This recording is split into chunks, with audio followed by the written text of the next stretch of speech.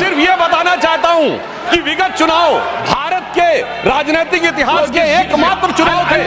जब विदेश में कोई रिपोर्ट नहीं,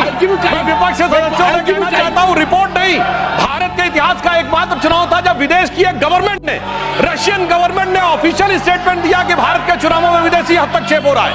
ऐसा भारत के इतिहास में कभी नहीं हुआ और इसके बाद दूसरी सरकार के द्वारा उसका खंडन किया गया। महोदय, मैं अपने विपक्ष के साथियों से पूछना चाहता हूं कि ये जान के हो रहा है या अनजाने में? अगर अनजाने में हो रहा है तो ईमानदारी से आइए और खुलकर चर्चा करिए। यदि जान के हो रहा है तो मैं अनुरोध करना चाहूंगा कि इसके ऊपर गहन जांच होनी चाहिए, क्योंकि निरंतर मैंने, सभापति महोदय, मैंने कोई घटना कोट नहीं की है, मैंने केवल एक रिपोर्ट कोट नहीं की है, मैंने 3 वर्षों का सीक्वेंस दिया है और जो सदन में बैठा हुआ हर व्यक्ति इसके साथ,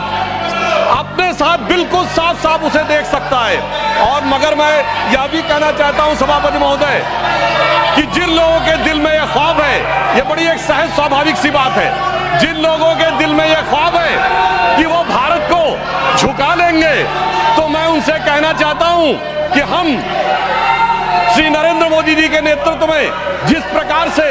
आगे बढ़ रहे हैं, ये मत सोचें कि विदेश से किसी चीज का आज प्रभाव पड़ने वाला। आज भारत अपने स्वाभिमान के साथ आगे बढ़ रहा है। मैं उन लोगों के लिए कहना चाहूंगा, सर, जो विदेश में जाकर